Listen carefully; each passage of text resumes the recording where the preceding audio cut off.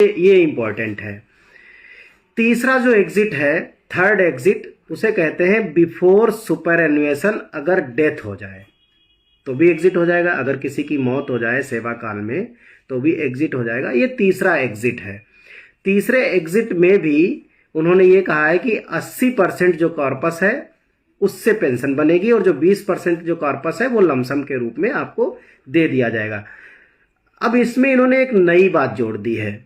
वो नई बात यह है कि अगर टोटल कॉर्पस 8 लाख से कम है या 8 लाख रुपए तक ही है तो ऐसे केसेस में पूरा का पूरा 8 लाख उठा करके उनको उसके परिवार को दे दिया जाएगा। ये एक नया बदलाव है, क्योंकि यहां पर पहले 5 लाख था, 8 लाख नहीं था, 5 भी नहीं था बल्कि 4 लाख था। तो ये एक नया बदलाव है इसमें। दूसरी उन्होंने ये बात कही है, एक और बदलाव किया है कि अगर मरने वाले का पैसा 8 लाख से ज्यादा है लेकिन 12 लाख से कम है तो क्या होगा। तो ऐसे केसेस में सपोज दैट किसी का 8 लाख 5,000 रुपए है। अब अगर 8 लाख रहता तो उसके परिवार को पूरा पैसा मिल जाता, लेकिन अगर 8 लाख 5,000 है तो उसको केवल 20% मिलेगा, यानी 1,60,000, और सारा पैसा एन्युटी कराना पड़ेगा।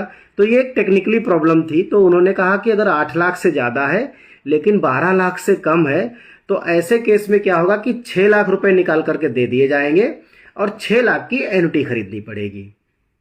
ये एक, मैं कहूँगा कि एक नया बदलाव है इसमें एग्जिट के मामले में। फिर जो चौथा एग्जिट है, फोर्थ एग्जिट, जो लास्ट एग्जिट है, वो है डिस्चार्ज्ड बाय इनवैलिडेशन, मतलब अविधिमान्यता। मतलब अगर ये पता चले कि इसकी नौकरी 0 थी, गलत तरीके से नौकरी पा गया, इनवैलिडेशन के तहत अगर उसको डिस्चार्ज किया जाता है, या फिर डिसेबिलिटी के चलते, मान लीजिए नौकरी के दरमियान कोई डिसेबिलिटी हो जाती है जिसकी वजह से लगता है कि नौकरी नहीं कर सकता अब आगे, तो ऐसे केसेज में अगर उसको डिस्चार्ज किया गया, या फिर प्री मैच्योर एग्जिट हो रहा है। प्री मैच्योर एग्जिट का उन्होंने रखा है कि 15 साल के पहले उसको प्री मैच्योर एग्जिट कहा जाएगा।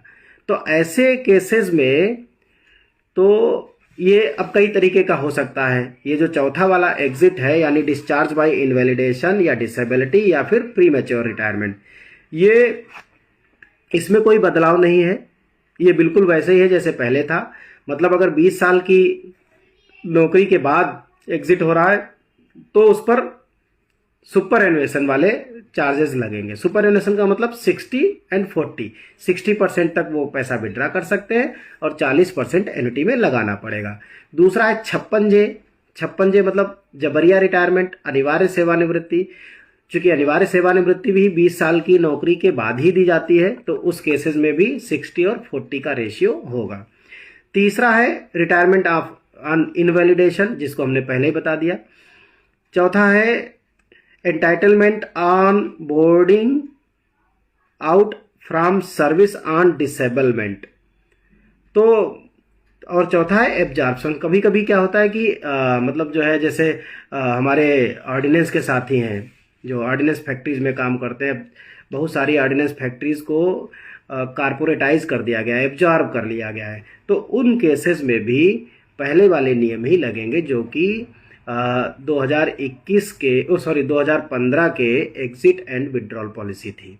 तो ये 4 basically exit and withdrawal policy के तहत ये 4 बदलाव किए गए हैं। बदलाव तो इसमें केवल बीच वाला ही है, सुपर एन्युएशन से पहले अगर मौत होती है तो उस मामले में, बाकी सारी चीज़ें सेम है।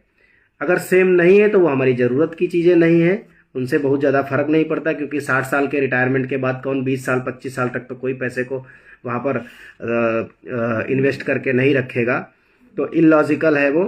तो कल से मेरे पास बहुत सारे फ़ोन और मैसेज भी आ रहे थे कि इसको एक्सप्लेन कर दिया जाए, तो इसको मैंने कोशिश की है कि बहुत सरल और बहुत संक्षिप्त तरीके से इसको हम एक्सप्लेन कर दें कि क्या क्या बदलाव हुए हैं। तो धन्यवाद। जय हिंद, जय भारत, जय संविधान।